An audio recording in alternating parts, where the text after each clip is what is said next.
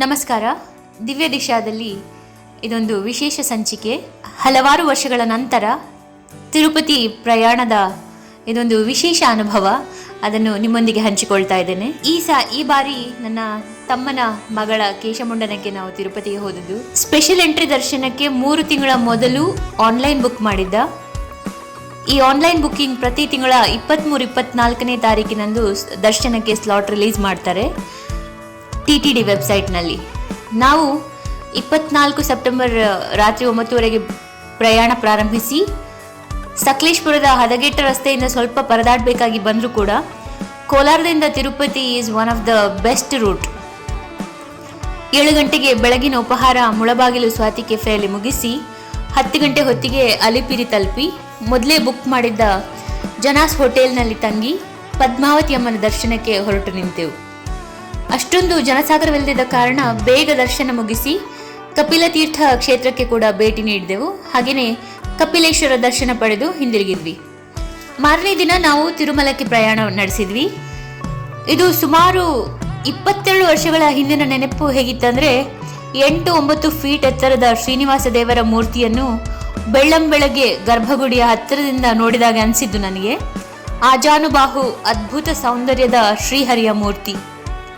ಏನು ಒಂದು 30 ಸೆಕೆಂಡ್ ಇದ್ದಿರಬಹುದು ಏನೋ.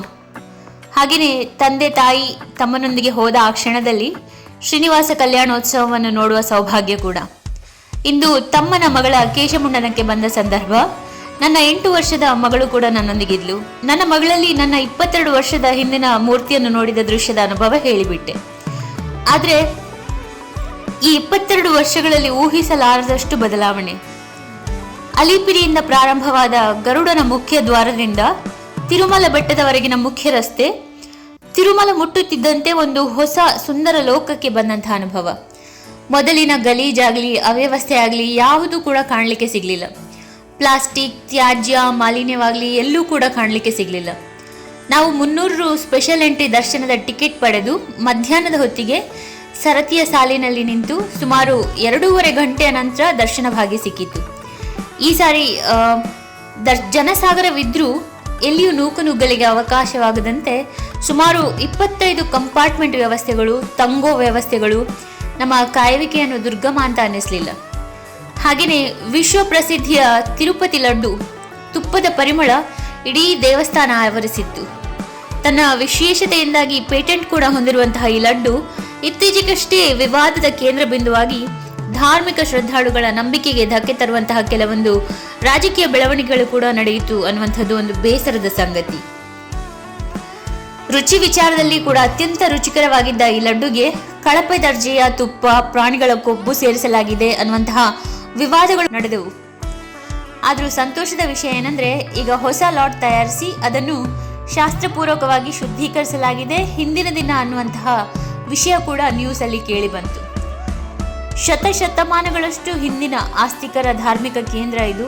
ವಿಶ್ವದ ಶ್ರೀಮಂತ ದೇವಸ್ಥಾನಗಳಲ್ಲಿ ಒಂದಾದ ಚಿನ್ನದ ಗೋಪುರದಿಂದ ಸುತ್ತುವರಿದ ಗರ್ಭಗುಡಿಯ ಶ್ರೀಹರಿಯ ಭವ್ಯ ಮೂರ್ತಿಯ ಆ ಸೌಂದರ್ಯಕ್ಕೆ ಶ್ರೀಹರಿಯೇ ಸಾಟಿ.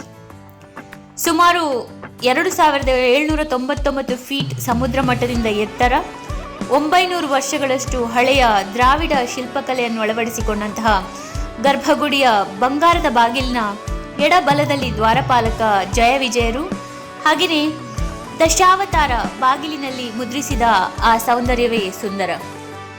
ಗರ್ಭಗುಡಿಯನ್ನು ಪ್ರವೇಶಿಸುವ ಹೊತ್ತಿಗೆ ಆಗ ತಾನೇ ಕಲ್ಯಾಣೋತ್ಸವ ನಡೆಸಿದ ಶ್ರೀನಿವಾಸ ಪದ್ಮಾವತಿಯ ಮೂರ್ತಿಯ ದರ್ಶನದ ದಿವ್ಯಾನುಭವ.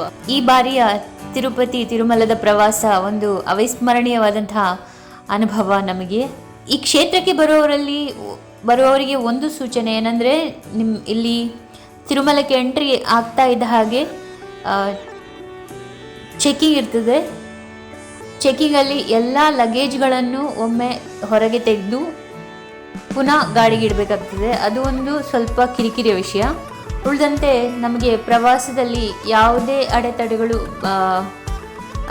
ಆಗಲಿಲ್ಲ. ತಿರುಪತಿಯ ಲಡ್ಡು ವಿಚಾರದಲ್ಲೂ ಕೂಡ ಅಷ್ಟೇ, ಯಾವುದೇ ಒಂದು ಭಯದ ವಾತಾವರಣವಾಗಲಿ ಅಂತಹದ್ದೇನು ಪರಿಸ್ಥಿತಿ ಇರಲಿಲ್ಲ. ಹಾಗಾಗಿ ಆರಾಮದಲ್ಲಿ ಹೋಗಿ ಬರ್ಬೋದು ಅಂತ ನಾನು ಹೇಳ್ತೇನೆ. ಉಳಿದಂತೆ ನಾವು 300 ರೂಪಾಯಿ ಟಿಕೆಟ್ ಮಾಡಿದ್ರಿಂದ ನಮಗೆ 4+1 ಲಡ್ಡು ಕೊಟ್ಟರು. ಏನಂದರೆ ಆದಷ್ಟು ಪ್ಲಾಸ್ಟಿಕ್ ವಸ್ತುಗಳನ್ನು ಕೊಂಡೋಗದೇ ಇರೋದು ಒಳ್ಳೆಯದು. ಯಾಕಂದರೆ ಅಲ್ಲಿ ರೂಮಿಗೆ ಹೋದರೂ ಕೂಡ ಅಲ್ಲಿ ಪ್ಲಾಸ್ಟಿಕ್ ಬಾಟಲ್ಸ್ ಅಥವಾ ಇನ್ನೇನಾದರೂ ಪ್ಲಾಸ್ಟಿಕ್ ವಸ್ತುಗಳನ್ನು ಆದಷ್ಟು ನಾವು ಪುನಃ ಹಿಂದೆ ತಗೊಂಡು ಬರಬೇಕು ಅಂತ ನಮಗೆ ಆಗ್ರಹ ಮಾಡ್ತಾರೆ ಅವರು. ಹಾಗಾಗಿ ಪ್ಲಾಸ್ಟಿಕ್ ವಸ್ತುಗಳನ್ನು ಮಕ್ಕಳ ತಿಂಡಿ ತಿನಿಸುಗಳನ್ನು ಬಿಟ್ಟು ಪ್ಲಾಸ್ಟಿಕ್ ವಸ್ತುಗಳನ್ನು ಆದಷ್ಟು ಕೊಂಡು ಹೋಗದೇ ಇರೋದು ಒಳ್ಳೆಯದು. ಈ ಕಂಟೆಂಟ್ ಇಷ್ಟ ಆಗಿದ್ದರೆ ಲೈಕ್ ಮಾಡಿ, ಶೇರ್ ಮಾಡಿ, ಹಾಗೆಯೇ ಸಬ್ಸ್ಕ್ರೈಬ್ ಮಾಡಿ ಅಂತ ಕೇಳಿಕೊಳ್ತಾ ಇದ್ದೇನೆ. Thank you.